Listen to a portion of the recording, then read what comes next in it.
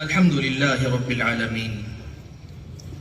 والصلاة والسلام على أشرف الأنبياء وإمام المرسلين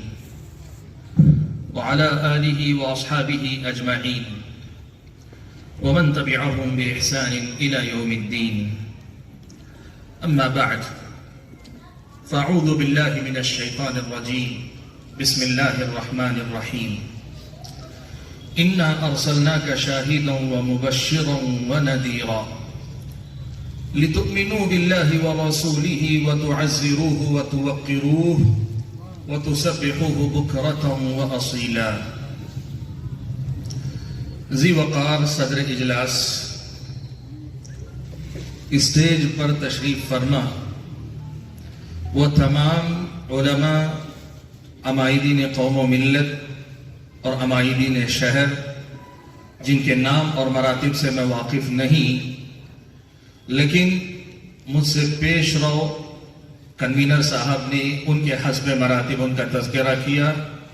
ان تمام کا میں پہلے مخاطب.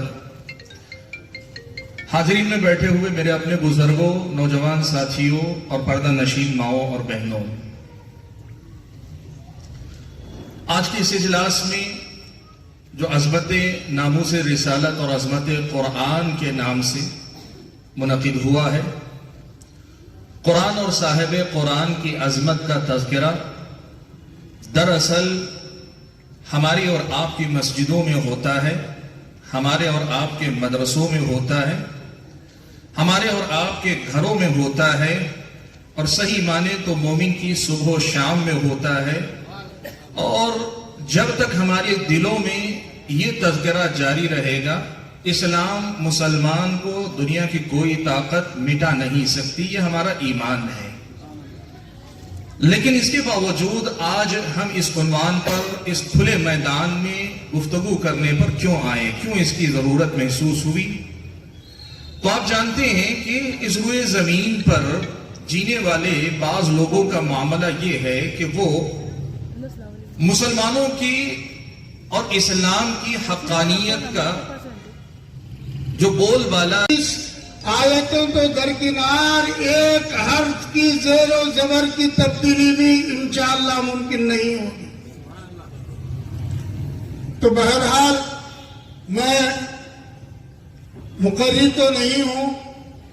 یہ محبت ہے ہمارے اسد العلماء کی، انہوں نے مجھے کچھ کہنے کے لیے کہا ہے تو میں اپنی بات منظوم پیش کرنے کا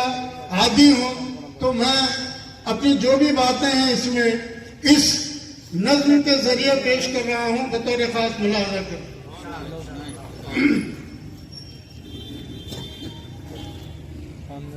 کلام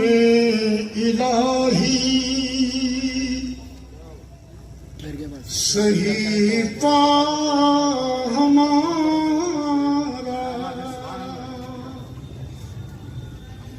کلام الہی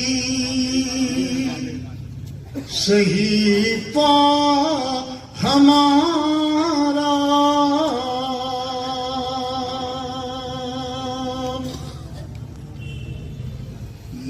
ہے نبی کا ہے اسوہ، اساسہ ہمارا، نبی کا ہے اسوہ، اساسہ ہمارا. باقی رہی اللہ کی مرضی. دو اہم موضوعات سے متعلق مختصراً چند باتیں میں عرض کروں اور اپنی جگہ لے لوں، کیونکہ معزز علماء کرام جو بیرون شہر سے تشریف لائے ہیں ان کو اصل میں ہمیں سننا ہے. سب سے پہلی بات یہ کہ اللہ کے نبی صلی اللہ تعالی علیہ وسلم کو اللہ سبحانہ و تعالیٰ نے اتنی عظمتوں اور اتنی فضیلتوں کے ساتھ پیدا فرمایا ہے کہ ہم سب کا متفقہ یہ عقیدہ ہے، بعد از خدا بزرگ تو یہ قصہ مختصر اللہ سبحانہ و تعالیٰ کے بعد عظیم ترین شخصیت اگر اس کائنات کی کوئی ہے تو وہ جناب محمد رسول اللہ صلی اللہ تعالی علیہ وسلم ہے۔ چنانچہ آج کی یہ محفل اسی مناسبت سے منعقد کی گئی ہے۔ اللہ سبحانہ و تعالیٰ اپنے حبیب پر انگنت بے شمار سلام درود رحمت برکت نازل فرمائے کہ جو رحمت عالم بن کر دنیا جہان والوں کی طرف مبعوث فرمائے گئے۔ بعد و حمد و ثنا حبیب خدا محبوب کبریا پیغمبر ارض و سما رہبر دین و دنیا منبر رشد و ہدا خاتم النبیین رحمت للعالمین سید الانبیاء والمرسلین صاحب بدر و حنین جد الحسن والحسین جناب محمد رسول اللہ صلی اللہ تعالی علیہ وسلم کو اللہ پاک نے تمام انبیاء سابقین کے محامد اور محاسن کے ساتھ پیدا فرمایا اور مبعوث کیا۔ چنانچہ ہم دیکھتے ہیں کہ آپ آئے، آدم کی انابت لے کر آئے، نوح کی استقامت لے کر آئے، ہود کی ہدایت لے کر آئے، صالح کی صالحیت لے کر آئے، ابراہیم کی خلیل لے کر آئے، اسماعیل کی حلیمیں لے کر آئے، موسیٰ کی کلیمیں لے کر آئے، داؤد کا لہن لے کر آئے، سلیمان کی بادشاہت لے کر آئے، زکریا کا ذکر لے کر آئے، یحییٰ کی عبادت لے کر آئے، اور جناب عیسیٰ علیہ السلام کی زہد اور بندگی لے کر آئے۔ انتظامیہ کا، اور میں دعا کرتا ہوں کہ اللہ تبارک و تعالی ہم سب کو قرآن مجید سے لگے رہنے کرنے کی سازشیں کر سکے۔ بزرگوں، کمی ہم میں ہے، نقص ہم میں ہے،